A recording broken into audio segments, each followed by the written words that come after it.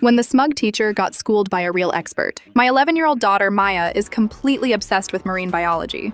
She spends her weekends watching deep-sea documentaries and volunteering at the local aquarium. For her birthday, I even saved up to buy her a replica tooth of a megalodon, signed by her absolute hero, Dr. Robert Ballard. It was her most prized possession.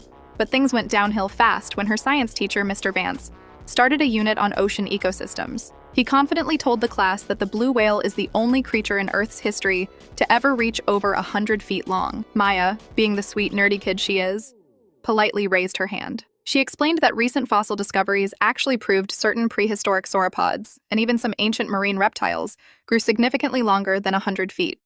She even cited a specific chapter from her signed book. Mr. Vance did not like being corrected by a middle schooler. He snapped, telling her that her little pop science book was fake news and that he had the master's degree. The next day, Maya brought the book to prove her point. Instead of looking at it, Mr. Vance confiscated it for being disruptive and gave her detention. When she came home, she was in tears. I tried emailing him, but he just replied, quote, "I don't need parenting advice on science. That is when I decided to go nuclear. It just so happens that my cousin is a lead curator at the Smithsonian. When I told him what happened, he called in a favor. 3 days later, I walked into Maya's science class right next to a surprise guest speaker, Dr. Clara Vance, the actual head of marine paleontology at the State Museum." Mr. Vance's jaw dropped. Dr. Clara set up a massive projector, showing cutting-edge 3D scans of prehistoric giants.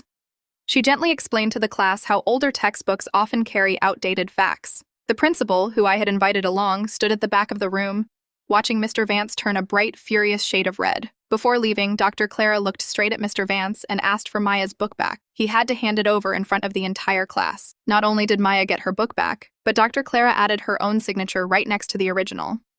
Always stand up for the truth, even when the person at the front of the room thinks they know it all.